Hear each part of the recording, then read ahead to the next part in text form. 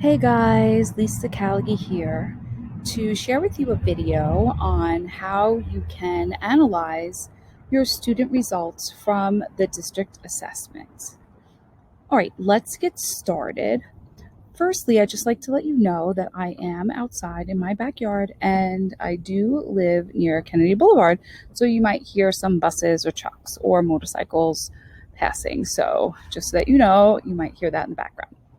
All right, so right now I am on a Teachers Study Island page, their teacher page. And from here, this is your homepage or your landing page. And from here, to view your student results from district assessments, you're going to come down to the class manager option on the left-hand side of your screen. Clicking on Class Manager, now you're able to choose the class that you would like to see your results from. I'm going to choose my first class by clicking on the class title, and now scrolling down under the class assignments page, you'll see a list of assignments, and then you'll be able to see the ones that have been, the students have taken. They're finished. You can tell because you'll see that there is no more activation or deactivation buttons here. And yeah, so that's where you'll be able to tell that these are completed.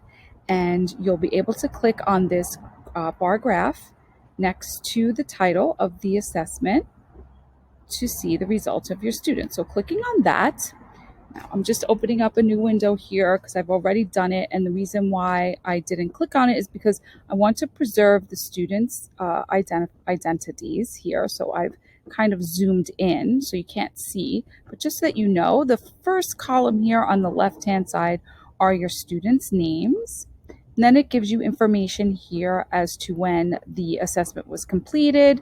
It'll say for each student how many they got correct, how many they got incorrect, and their percentage score.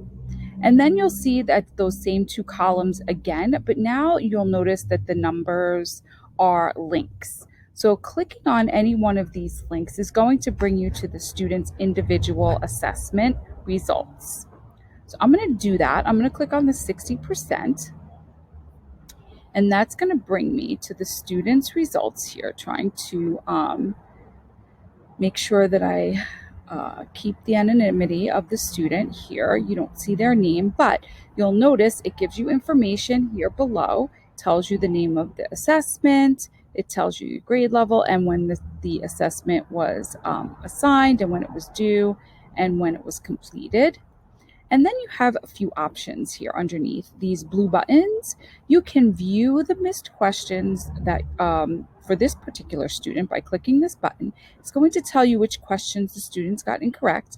By scrolling down, you'll see what's great about this information is that it shows you which answer that the student chose. So it gives you kind of a little bit of information as to how possibly the student was thinking when they chose their incorrect answer. So you'll see that information as you're scrolling down. So the student missed 2 questions, and then coming back up, I can click on View Correct, and scrolling down, I'll be able to see the questions that my student answered correctly from the assessment. I can also view all of them. And then over here on the right-hand side, there's a button that says Unsubmit Test. Now, I just want to caution you about this button because unsubmitting the test requires you to give a reason, and it doesn't necessarily help the student in their overall average score. It will still remember the student's average score in the long run. So unsubmitting the test would most likely happen if a student took the wrong assessment, and then you would want to unsubmit. It's not for students to reassess this exact assessment.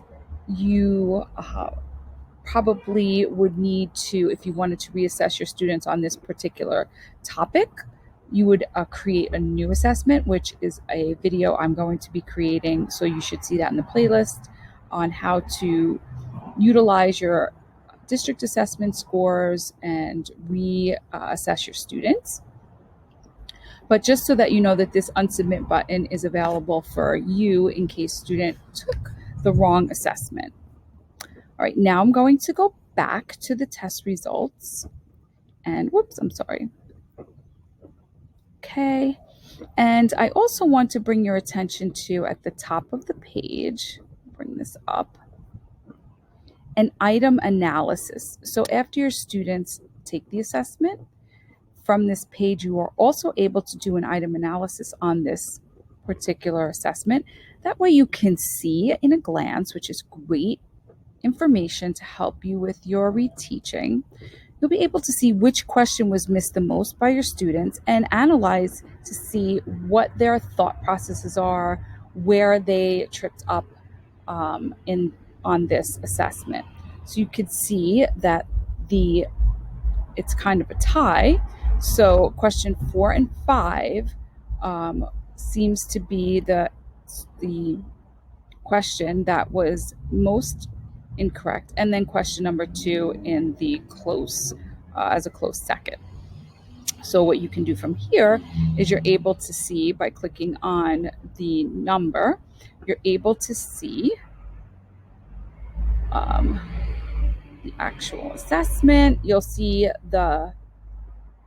be able to see, the correct answer. But most importantly, and I'm not going to, let me close this so you can see, I'm not going to go down, but if I scroll down even further, there are 2 buttons here. One says correctly answered, one says incorrectly answered. And what is below that are the names of the students that answered this question correctly and the ones that answered it incorrectly. So you'll be able to see the one student that answered this question correctly. Okay.